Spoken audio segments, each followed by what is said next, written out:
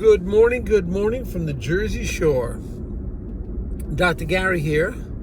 We are dental practice brokers. We've been doing this for 11 years, and I was a dentist for 25 years. We now have a staff of 8, including 2 CPA accountants. We are here to help you purchase a dental practice or to sell a dental practice, whether it's a small one or a large one. We have significant number of experience. And more recently, we've been with the DSO, dental support organizations. We've been involved in several of those deals. So if you have a larger practice, we can help you, and they often will pay our commission, and we can often get your legal fees reimbursed at closing if you work with my company, Healthcare Practice Sales LLC. Our phone number is 201-663-0935. Our website is www.dentalpracticeguide.com, dentalpracticeguide.com. Our phone number is 201-663-0935. Feel free to call us at any time. We're here to help you. We work 363 days a year. We take off Christmas and Easter, and you can generally reach us from 7:30 a.m. in the morning East Coast time till 9:30 p.m. East Coast time. So we are available to you, and we generally always pick up the phone. If not, we will get right back to you. We're never too busy that we can't take on new business or questions. If you have a practice, no matter what size it is, and you need some idea of an evaluation, call us. We can talk about it, give you some ideas, and tell you what the current market is. Today's discussion, and the information we're about to give you, is only for entertainment purposes. This is not legal advice, nor is it business advice. Today's discussion is, does the DSO contract they provide a fair and equitable contract? So let's get into this. We just had a deal we finished, very large, and some multi-million dollars. And the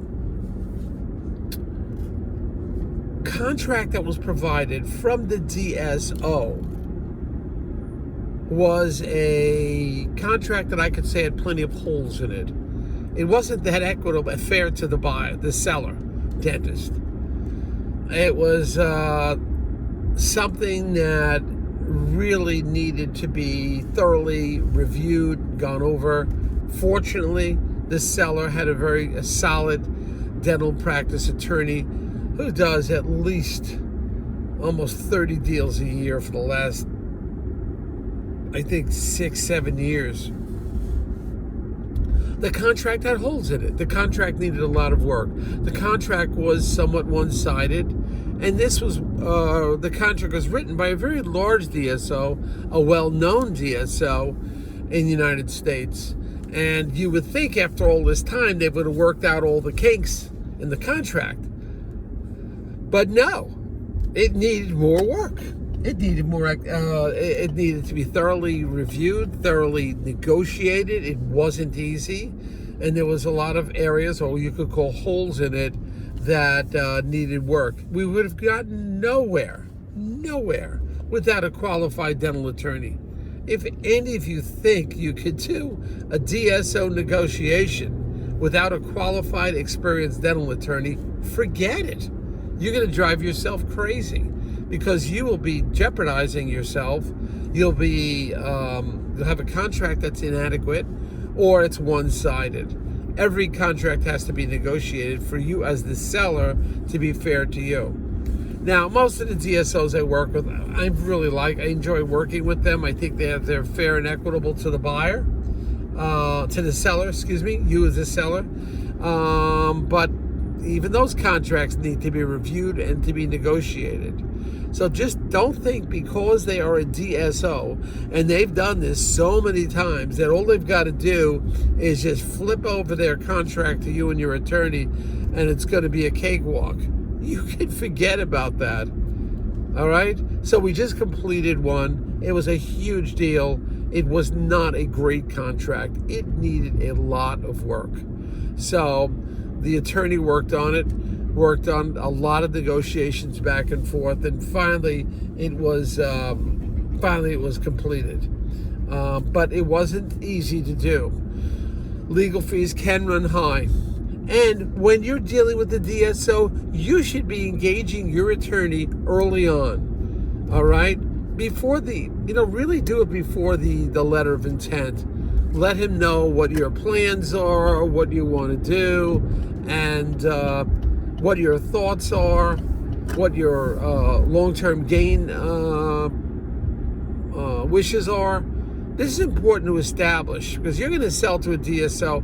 Obviously, this is a very expensive sale, and you've got to lay out ahead of time what sort of your expectations are.